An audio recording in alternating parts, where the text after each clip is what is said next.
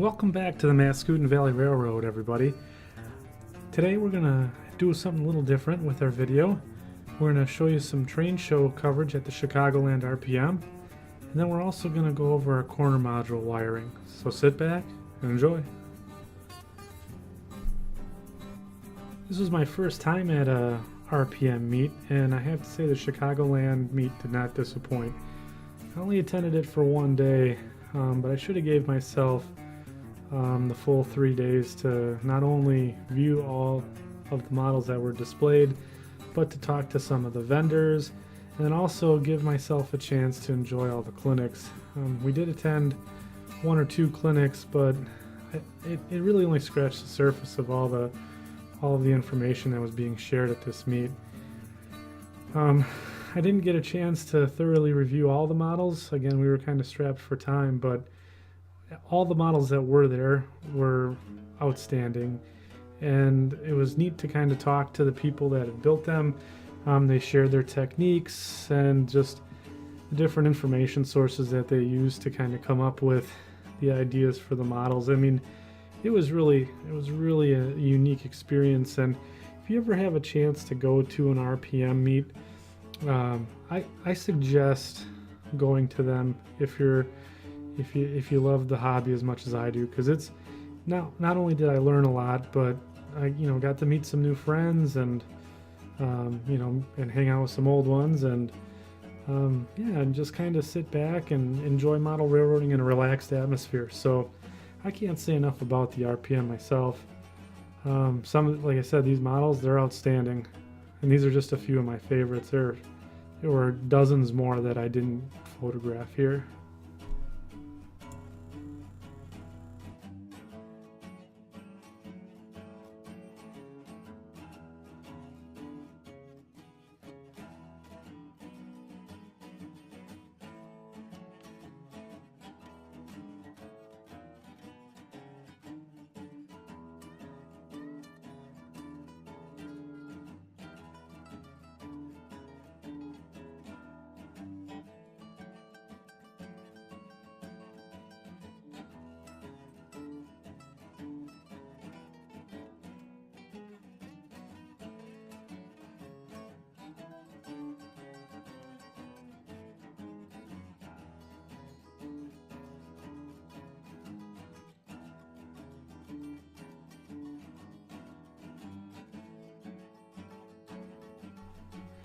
Even the modular layout that was displayed had prototype tendencies. This particular scene here, done from the prototype.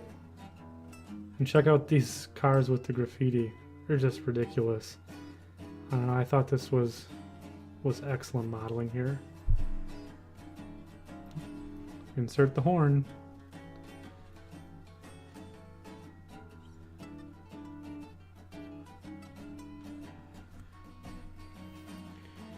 So that's going to wrap up the coverage from the RPM meet. Again, it's just a bunch of pictures and a couple of run-bys, but I couldn't say enough about it. It really was a cool experience. I'm definitely going to Chicagoland next year, and this time I'm going to be there for the full 3 days.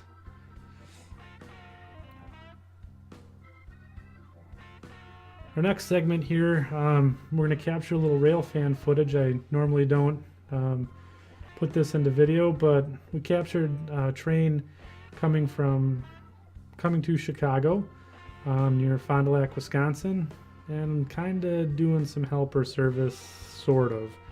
It was an intermodal train heading south on the Canadian National.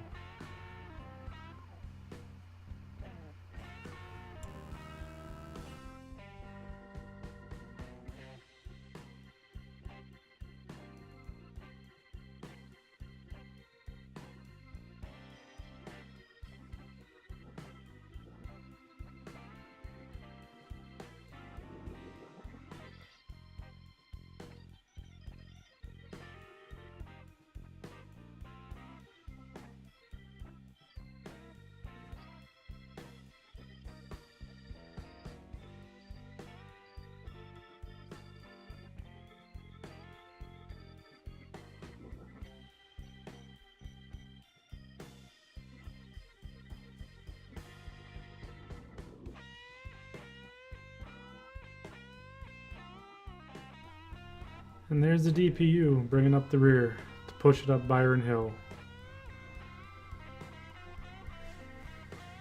Here's some maintenance away equipment we saw on the way down as well. It was kind of interesting. Not every day you see this just sitting in a siding.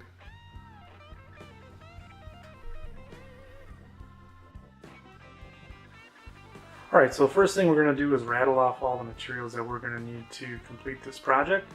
So we got our soldering kit with the flux, the solder, and soldering iron, our standards for the Fremo wiring setup.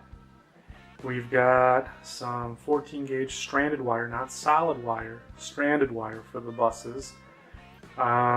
We've got some Anderson power pole connectors, a cup of coffee, that's required, some wire strippers, a loco net cable tester, and then we got some crimping tools, one to crimp the loco net, that's the blue handle, the orange handles for the Anderson power pole connectors.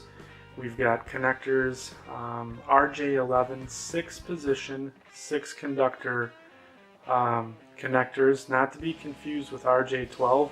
I've been told by people in the hardware world that RJ12 is not a real thing. So it's RJ11 6 position, 6 conductor is what you want for the LocoNet cable connections. And then of course pencil, hobby knife, wire brush, and a notebook of things on how to do this to kind of keep me on track. So those are our bill of materials, so let's get started.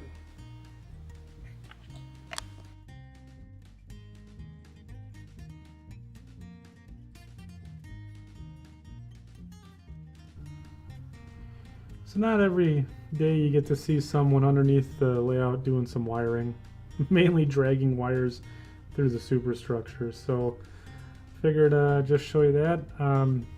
As you can see, I got 3 holes. One's for the LocoNet bus, that's on the left. The track bus is in the middle, and the accessory bus is on the right-hand side. I like to keep things somewhat neat and tidy underneath there in terms of wiring, so in case the day comes along where I do have to troubleshoot something, I know exactly where I'm looking and where.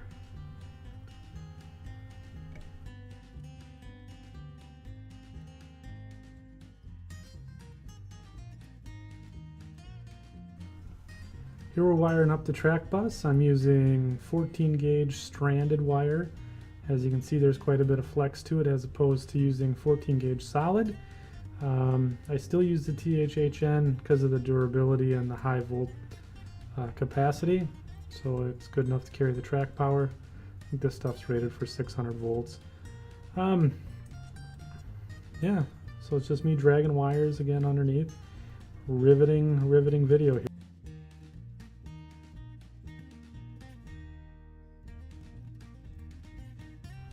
Alright, here I'm going to show you how to hook up the Anderson power pole connectors. First, what you have to do is take a metal insert to the connector and put it into the crimping tool. This is the guts of the thing, that's what's fastened to the wire. You just strip a little end of wire off here. I'm going to grab one that I've pre-stripped already. And basically you just shove the wire into the open end of the clip and crimp down. Nothing to it, just like downtown.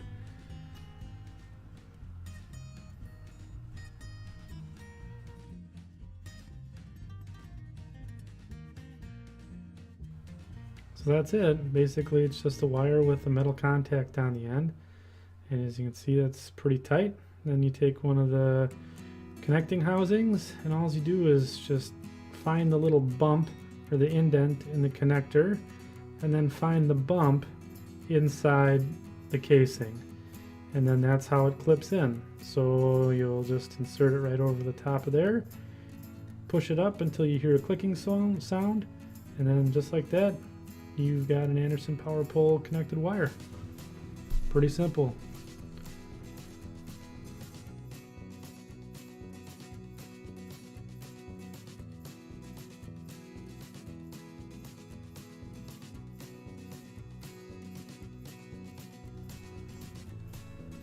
And then you just take the 2 connectors and you can slide them into each other, so you basically have one connector with 2 terminals in it.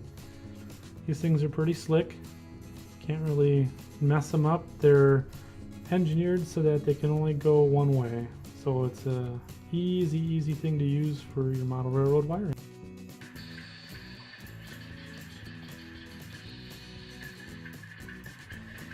Alright, so let's test the final result here. This is our corner module, and I have an Atlas RS11 down there with the ESU loco sound already installed.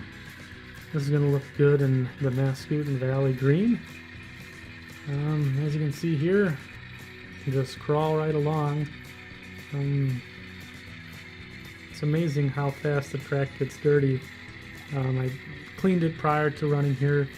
I'd been away from this module for a month and it already had oxidized a little bit, so I cleaned her off with a little alcohol. Okay, so the through route looks pretty good. Slow her down here so we don't run off the end of the module.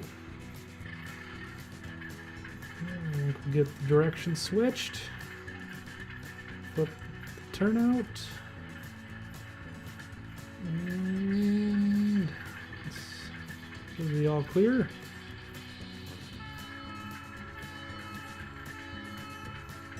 Bag it up.